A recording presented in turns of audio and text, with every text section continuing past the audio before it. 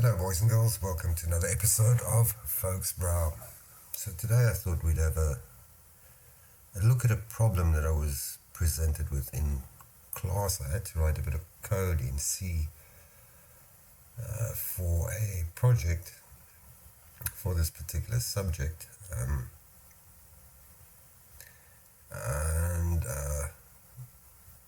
The code that I wrote and submitted, I was quite happy with it, but I got to thinking afterwards, how would I have written this differently? So basically what we have is we have a GPS string. You can see I've split it up. In the green parts are basically values that are constant, so we can use them as variables. And we prompt the user to enter two pieces of data, namely the latitude and the longitude, latitude being indicated by turquoise, the longitude being indicated by grey. And then based on that we have to calculate the checksum indicated by the pink field, append it to our string, and then write it to a file. So the way that I initially wrote this code was pretty straightforward, normal C, bunch of characters and stuff, and constants and variables and things like that. And it works fine, but it's not how I would have written it in hindsight, and I thought I would discuss that today. So what we need to understand about C, the programming language, is that it's been around for many years, from the 70s already. Now, I do have quite a bit of background in C, and I've been writing C probably for the best part of 38 years. Granted, that has been in the control systems world, so it is writing scripts and things like that. People will tell you that C is a dying language, whatever. It's not. There's a very good reason that C is around, and there's a very good reason why we use it, because it is very powerful, and some people don't like that. You have to think of C as the type of language, if you tell it to do something, it assumes you intended to do that. And that is the power of C, that is the beauty of C. There is no safety net, there are no training wheels. So,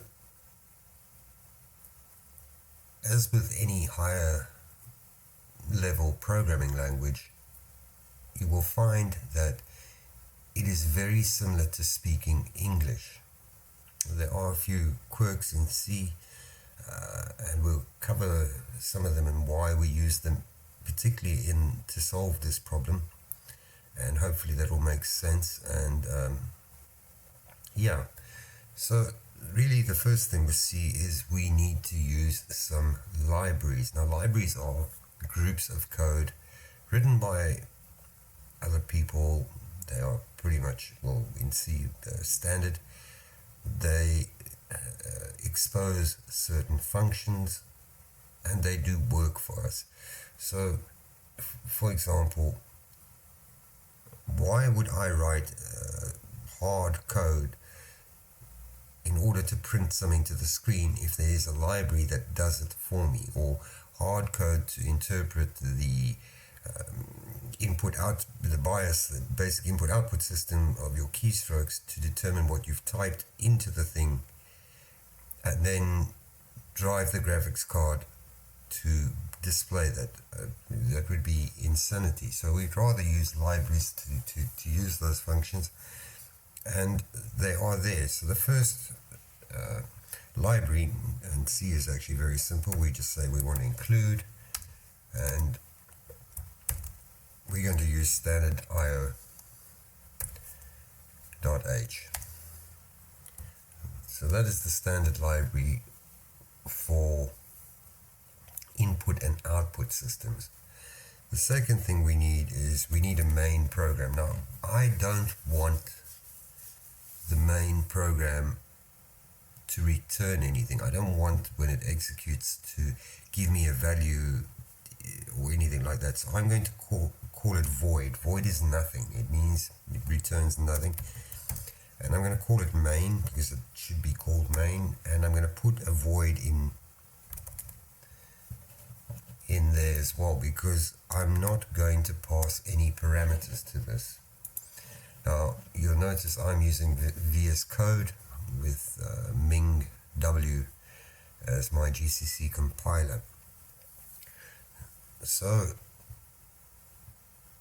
this is great. We have a program, and to display or to show you what the standard IO library does, I'm going to use a print function, so printf on a new line to the screen, hello world, and every command in C is terminated by a semicolon, and if I run that, you'll see here at the bottom it says hello world. Really, Craig, spelling?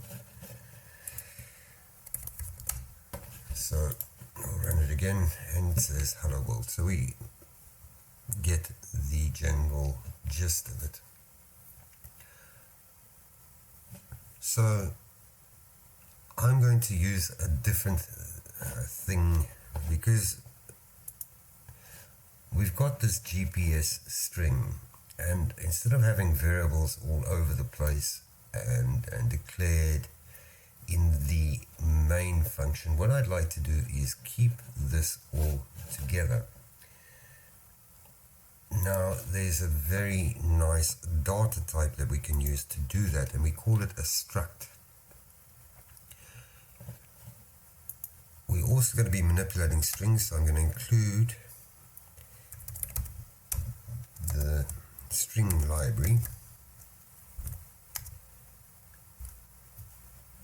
and straight after our declarations I'm going to declare a variable of the type struct, or a data type of struct, and I'm going to call it GPS data, and I'm using this camel type naming convention. So if we look at our string, well, we've got the first part of the string highlighted in green, we've got a latitude highlighted in turquoise, we've got the longitude highlighted in gray, then we've got this time part of the string, and we've got a checksum. So I've done a bit of looking into this, and I can't really find any definitive sizes of these things, so I'm winging it here. So what I'm going to do, I'm going to declare my first string as the type character, and I'm going to give it the size of 20, because I can't find any instance where it's exceeded that. The same will do for, let's say, latitude, and we'll call it again 20. So this size means the first string can have 20 characters in it. The latitude can have 20 characters in it. That character consists of 1 byte per character, so that's 20 bytes if you want to put it in perspective. Of course, this would vary from compiler to compiler, so we need the longitude, and again we'll make it 20.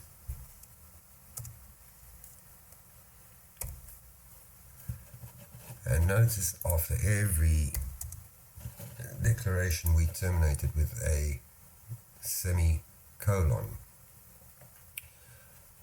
I also need to terminate my structure with a semicolon.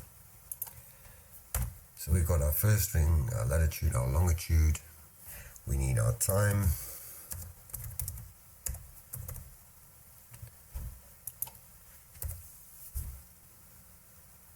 and I suppose we need a checksum,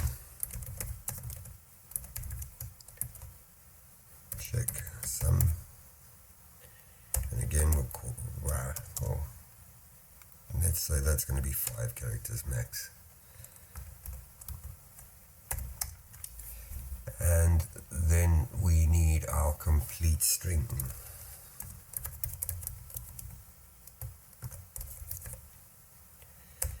And I don't know if let's say we're going to give it 100.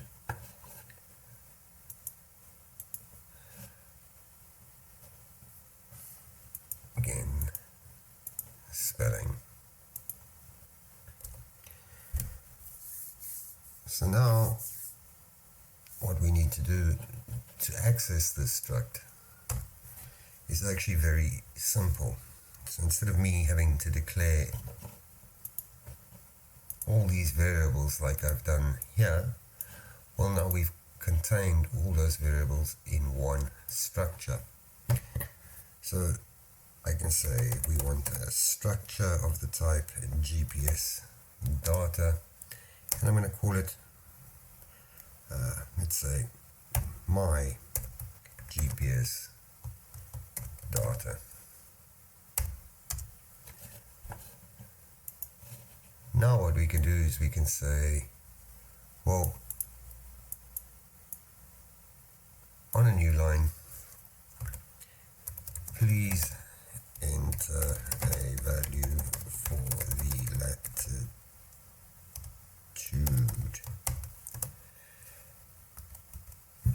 And now we need to get the input from the user, so we can say scanf. Scanf is something that prompts the user to enter the data. So we have to tell it it is a string that we're looking for. So that is the data format, the %s. And we have to tell it where is it going to write that to. So I'm using this and that is because now what I'm going to do is I'm going to pass the address of the structure to it. Instead of passing the whole structure, this whole big data structure, I'm just going to pass an address to what we want. And that is the beauty of pointers. So we can say my GPS data, and what do we want? We want the latitude.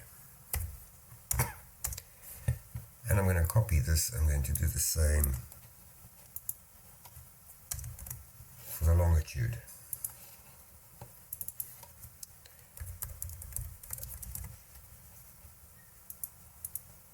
And there we go, longitude. I notice I'm not putting any error checking in yet. It's not a train smash. We will do that now. So how do we know that this has populated the struct? Well, we can say printf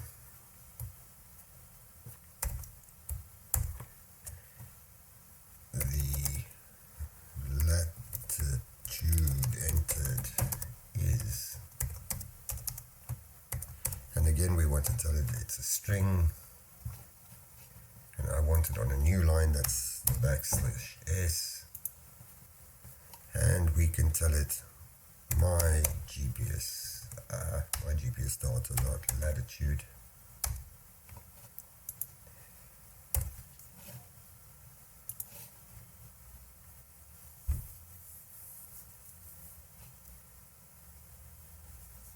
Now why doesn't it like that?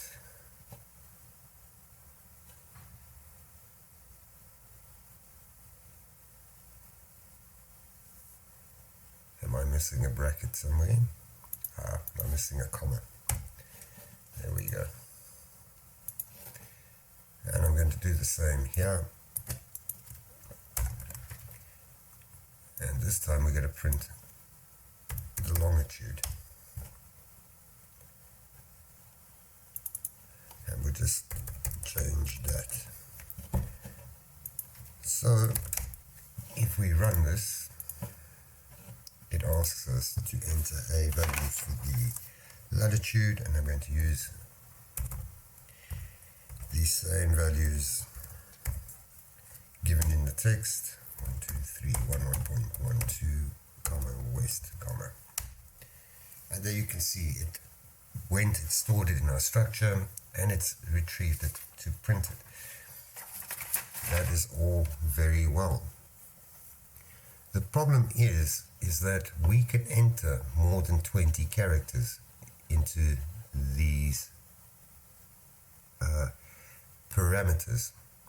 So what we should do is actually put in a bit of error checking. So I'm going to just say, again, because we're using these libraries, we can use their functions. So we can say if the string length of, well, my GPS data dot latitude, I'm going to say +1, and it'll become obvious why I'm doing that in a little while, is greater than, well, we need to know the size of this thing. Again, we have a handy size of, a handy function, my GPS data dot latitude. If it is, well, we want to do some stuff. What would we like to do? Well, we're going to prompt the user to do this again. So we're going to tell the user, first of all,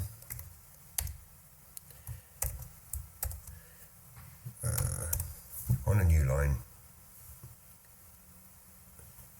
we're going to tell him the latitude string is too long.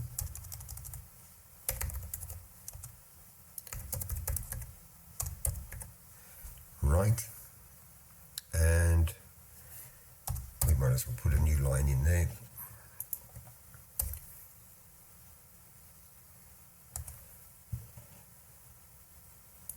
And then we're just going to run this again. Right? So we're going to prompt him to do that. But we need a while condition. And that while is going to be simply put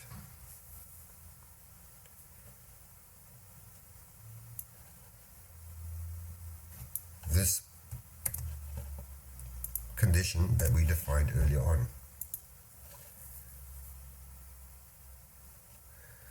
So basically what we're saying is, if the string length, if the number of characters +1 is bigger than the size of the buffer, well, sorry, redo that. Very, very easy.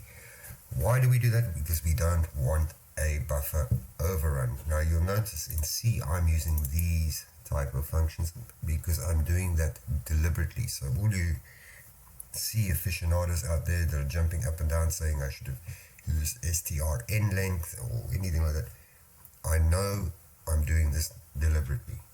I have got control over the program. So what we've done is we've prevented a buffer overrun. So I'm going to do the same thing here for our, well, might as well just copy it and paste it, and then now change this to longitude. And that's the nice thing about using VS Code. If your IntelliSense is set up well, dot longitude, it will auto-complete for you.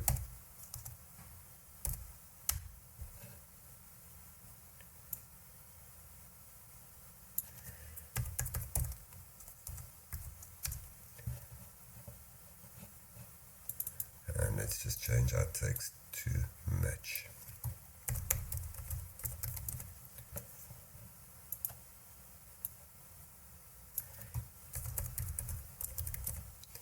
So what does this code do? Let's just clear it up.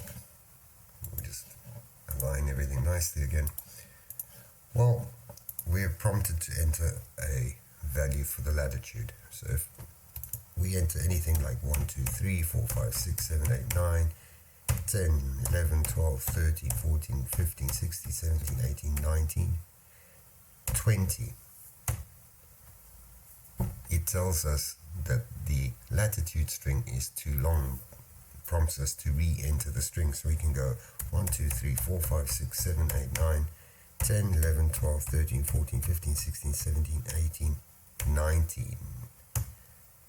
And it will take it. We do the same for the longitude, 1, 2, 3, 4, 5, 6, 7, 8, 9, 10, 11, 12, 13, 14, 15, 16, 17, 18, 19, 20.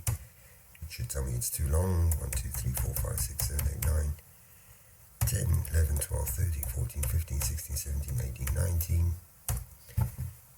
And there it accepts our data. Excellent. Very simple. So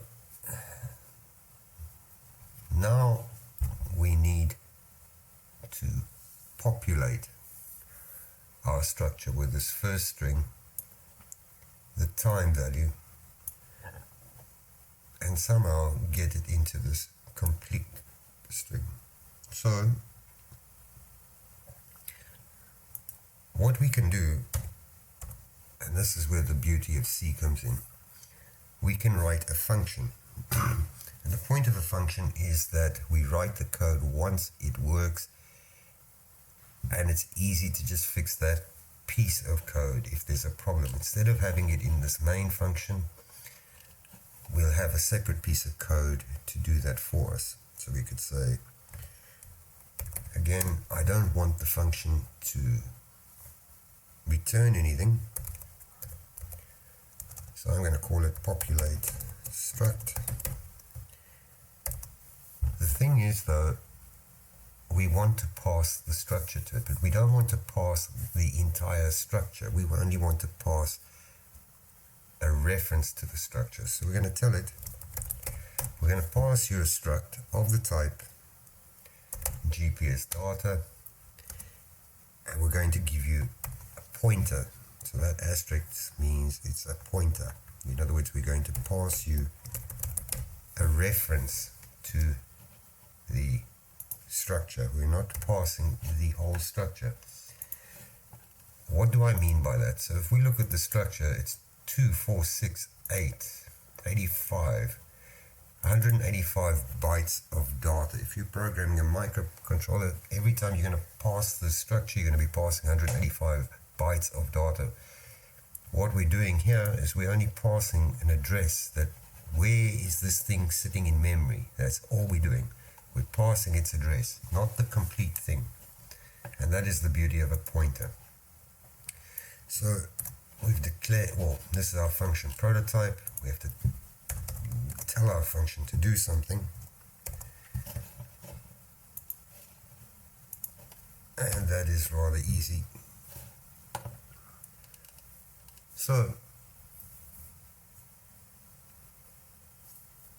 we need, first of all, we need to initialize this complete string. We need to set it to nothing, basically, or empty it, because we don't know what is sitting there. So we're going to use this string copy. Again, I'm deliberately using these because I know the size of what I'm working with.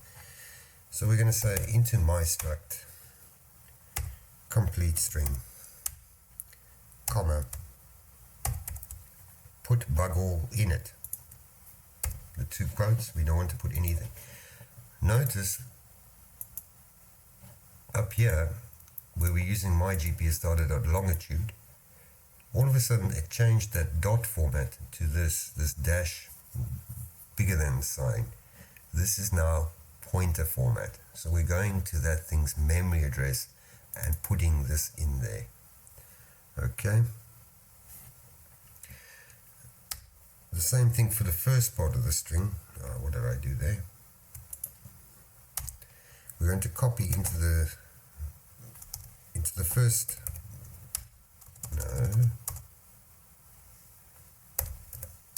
into the first part of the string, this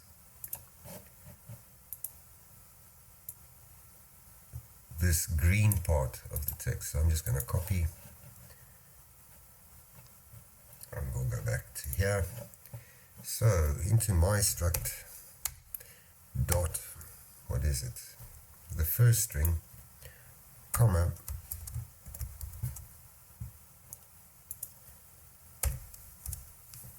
and that is it. One thing that I have noticed with this compiler, and it might just be my compiler, is this does not terminate the string. So we have to tell it my struct dot first string, and we're going to go to the end of it. The only way to do that is to look at the length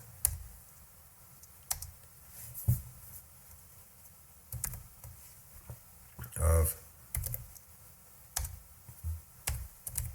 the first string. And what do we want to put in? We want to put in this null terminating character. Nice and simple. Again, I'm going to copy this because now we need to populate the time value. Again, another constant. So we can say dot time dot time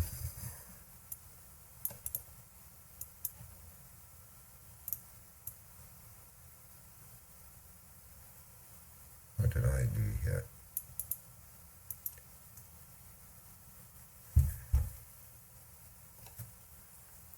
Overwrote one of the brackets and texts.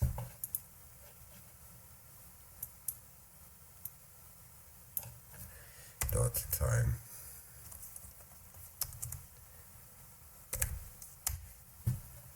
and here we have dot time again.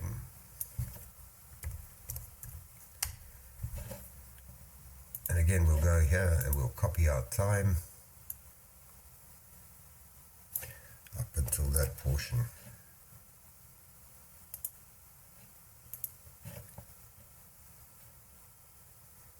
So we're just going to replace that.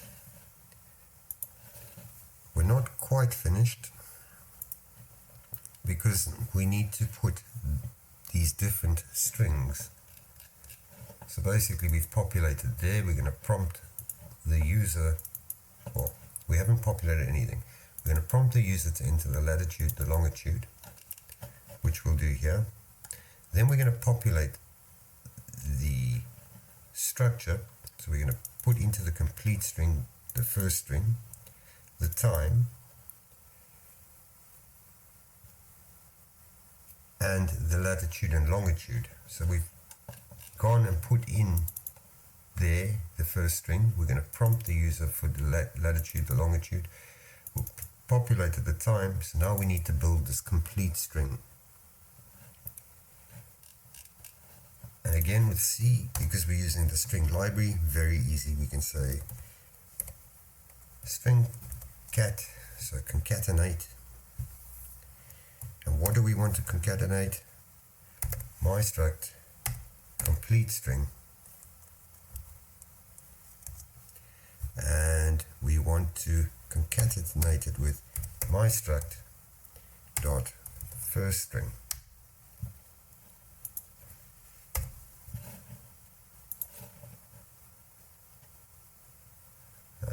Why didn't it?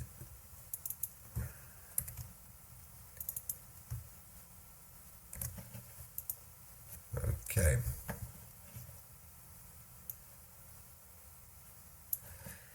My struct dot complete string.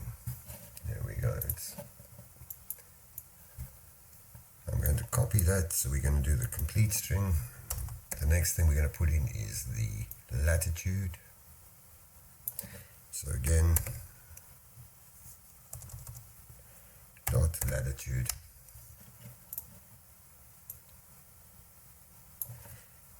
Dot latitude. Then we're going to get the longitude.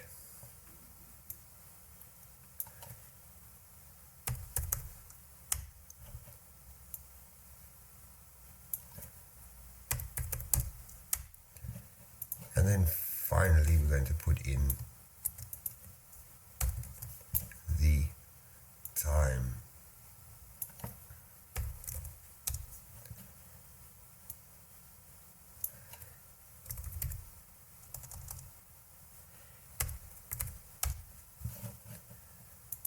Okay, so how does this work? Well, very easy. We're just going to say we want to populate the structure, and we're going to pass it, again we're saying with an AND, so we're going to pass a reference to my GPS data. We're going to just change our code here for error checking, and I'm going to say the complete string is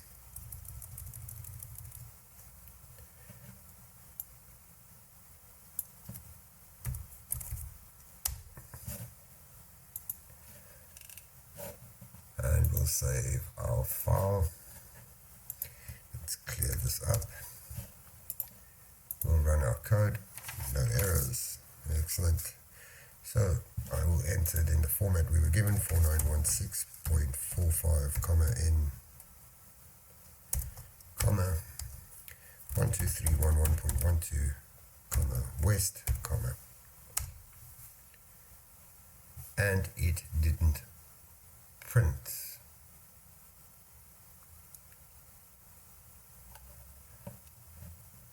We did tell it to populate. It didn't give me any errors.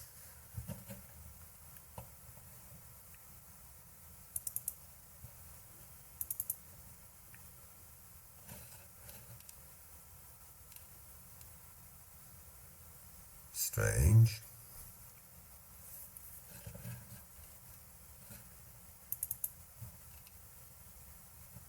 So we've passed it.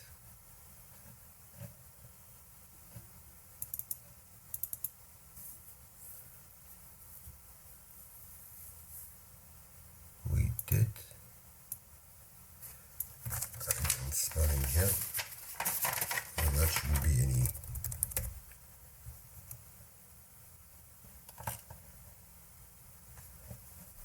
That shouldn't be a problem.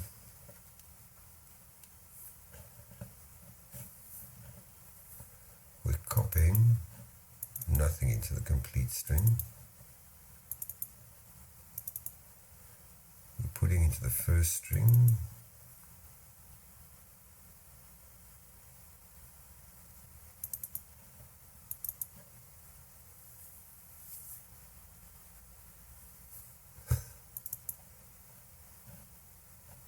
We're terminating it. Terminating the time. Okay, then we go into the complete string. We're putting in the first string, the latitude, the longitude. Ah, idiot. There's our problem. We want to put into the complete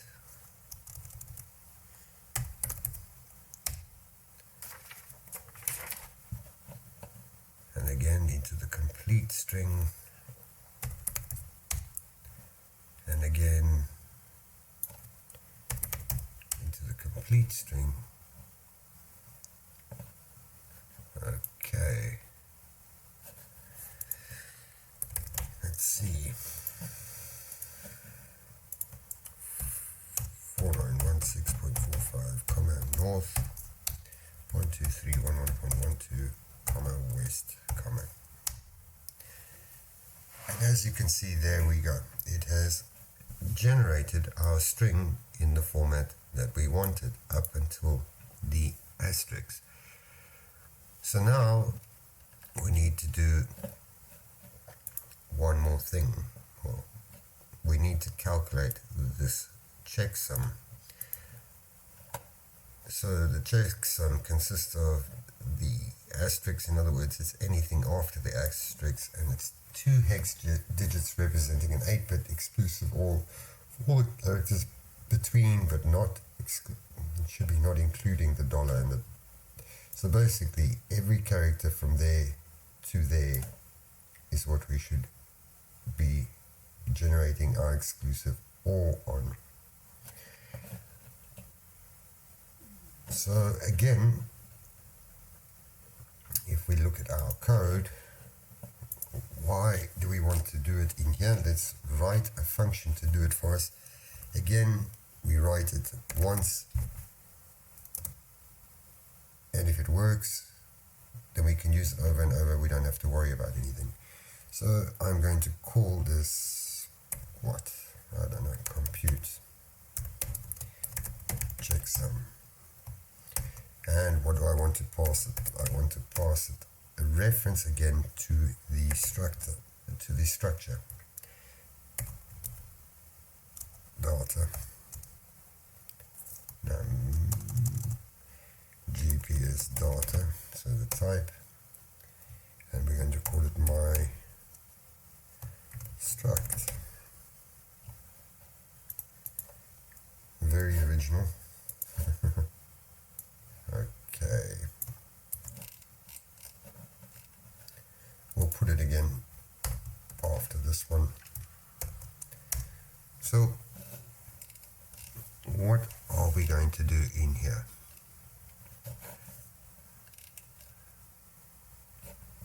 Well, we've got this ASCII checksum up here, which is cool, which is related to this. So the thing that we need to understand, we need to have a variable that's 0. We are going to exclusive OR the first character with it and store it. Then we'll go to the next character, do exclusive OR with that variable again, and so on. We'll keep exclusive ORing each character after itself. How are we going to do this? Okay, so the first thing I need to do is I need to know, and we need to know where the first character is, because we don't include the dollar, and we need to know where is the star, because we want to only go up to the star. So I'm going to have an integer for the checksum.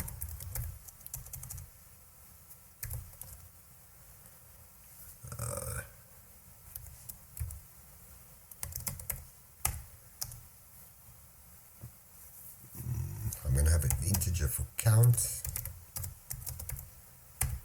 Now you'll see why I'm going to use a counter. First, for the first occurrence of the string, and last for the last occurrence. So first for the occurrence of the dollar, last for the occurrence of the asterisk. Count, because I don't want to declare variables inside a loop. So what are we going to do? And we're going to do something while something. So basically what we want to do is we want to iterate through this string down here to find where that asterisk is, right? So we can do that very easy, because we can say we've passed a reference to my struct. So what I'm going to say is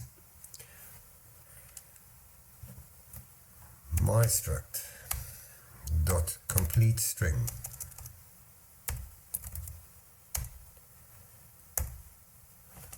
we're going to put our last counter there,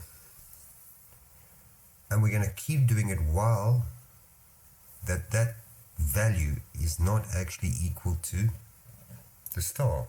And the way that we do that is like this. So keep doing this loop until we find this asterisk. And we know we're going to find the asterisk because we've put the asterisk in the string with this. So we don't have to worry about that. Now, what are we going to do here? All we're going to do is we're going to keep incrementing last. So the first time last will be 0, so it's going to start at this position. It will go through this, it will see, but hang on, it's not asterisk, move to the next character, and it'll see G, then it'll see P, G, L, L, and so it'll keep going until it finds this asterisk. Okay? Now that's great. Once we've got we need to do the checksum. So how are we going to do that? Or we can use another type of loop. We can use a for, because now we want to count up. So we're going to use our count variable, and we're going to say count is equal to the first plus 1. And why do we say first? We set first to 0 up here, and our first character will be there. So the 0 character is going to be that $. We actually want to start at the G, and we know it's going to start at the G because we've populated the string. So that's why we're saying first plus 1. And we want to do this as long as count is less than the last, because we found where last was. So as long as it's less than last, in other words, go through all of these until you get here, right? And then we're happy. And we can say count plus plus.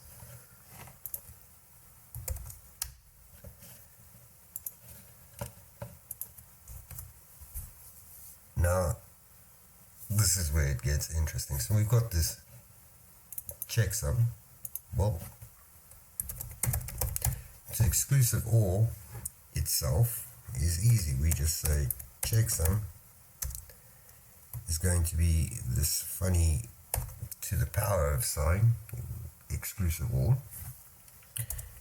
my struct dot complete string of count. So what are we actually doing here?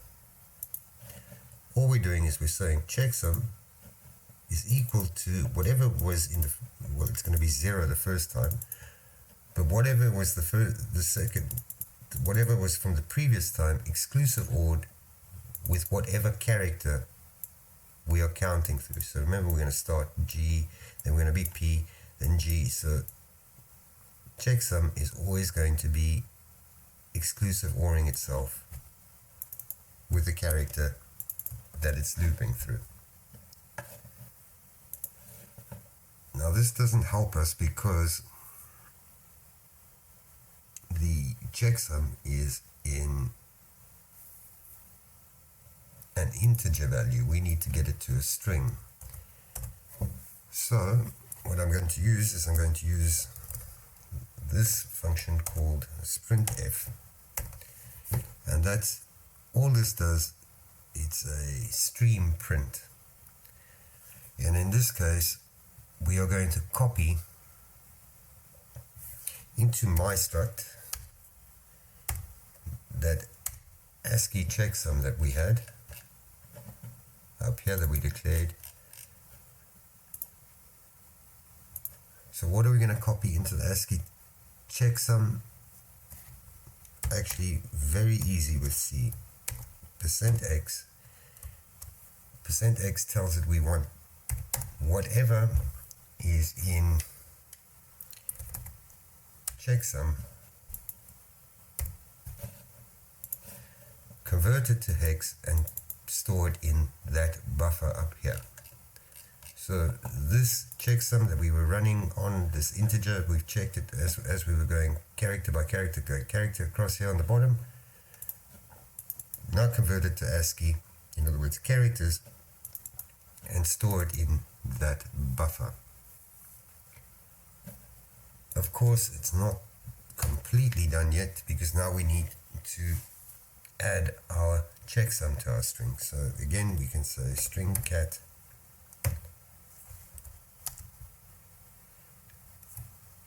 into my struct dot complete string.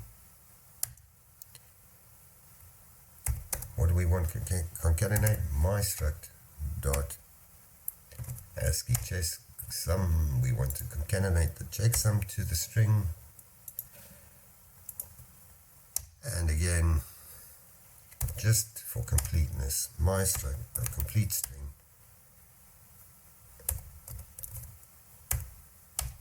string length my struct dot complete string. We want to just add this null character.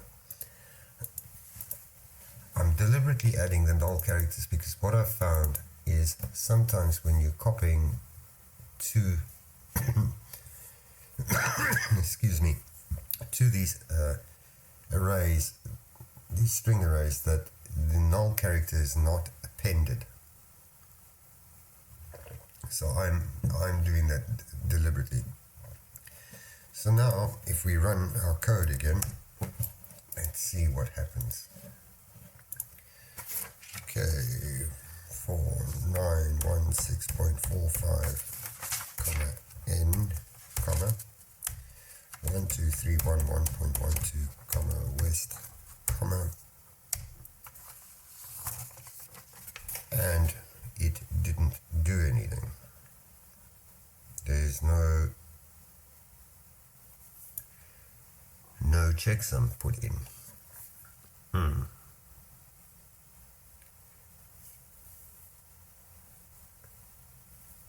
I wonder why.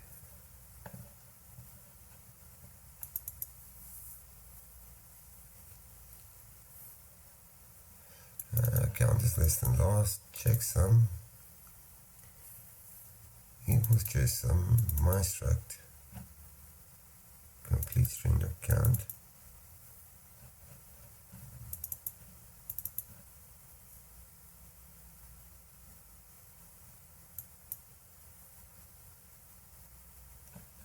Okay.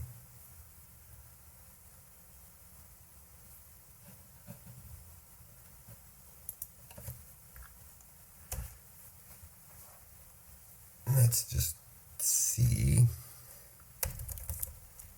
Printf. Let's add a little bit of error checking here. Backslash n checksum. It will be in a string format, comma, my struct dot ASCII checksum. We want to see if it's actually done anything.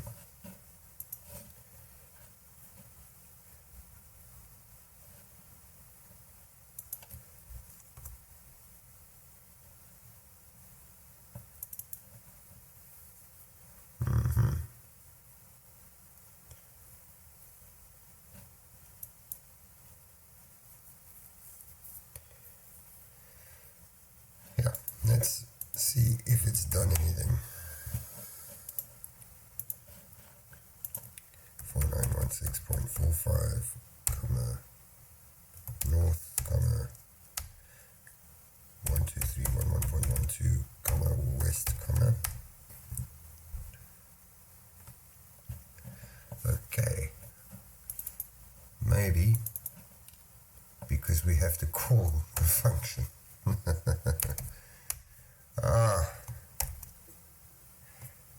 And where's my and? My GPS GPS data.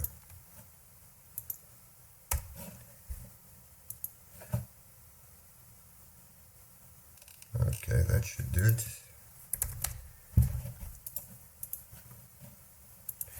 4916.45, north, 12311.12, west,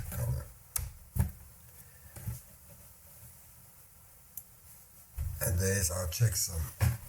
Again, we've made a mistake up here. You see it's put in 1D0. Let's just make that a \0, a null terminator. And we'll run it again. 4916.45, north, 12311.12, west, Perfect. There we go. So I can take that error checking string out. So there you have it, boys and girls. Nice and easy, the use of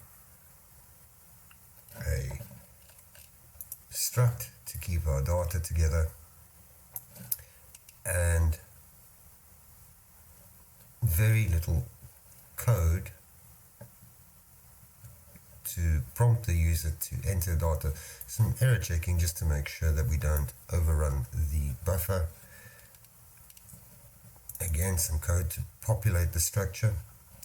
And this is nice because if we ever need to change something in here, well, it's very easy to create another one of these loops and take it out of this populate struct. But these things where we concatenating all the strings, that is fairly simple.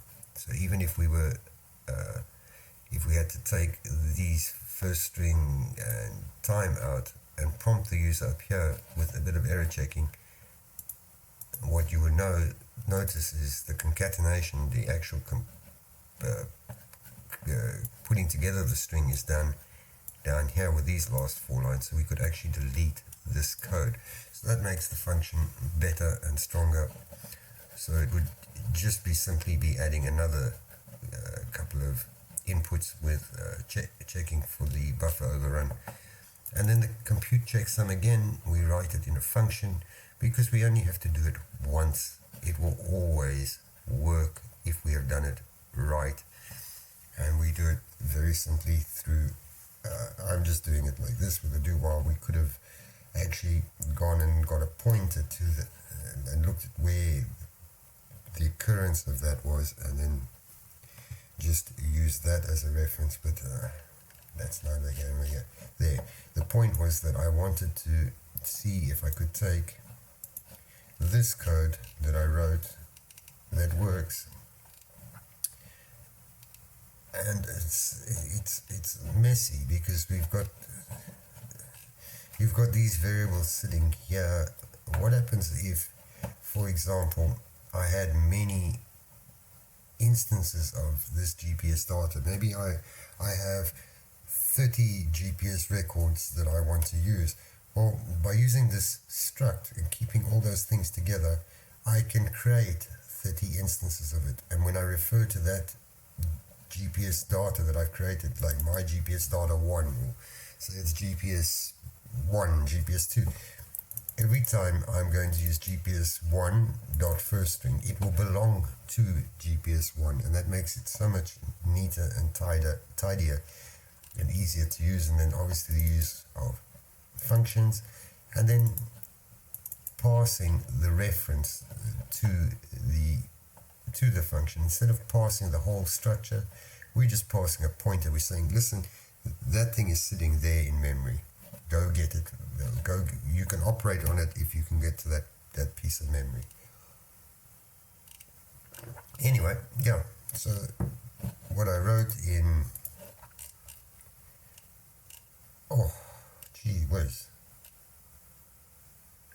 91 lines of code, we've just done in 73. So not bad. Okay, I haven't put all the comments and stuff in, and I didn't do the last portion of writing to a file. I mean, that's straightforward. There's not much to it. What I was really trying to get at is the use of structures. Now, why didn't I use this in the assignment? Because it was beyond the scope of what we were taught. Nobody likes a smart ass, and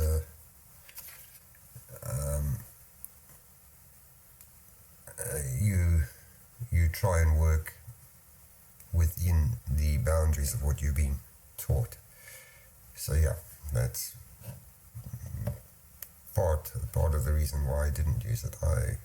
In hindsight, I probably should have, but like I said, this assignment was done in October. Anyway, that's all for this evening. Till the next time, take care, be safe, have a good one. Cheers.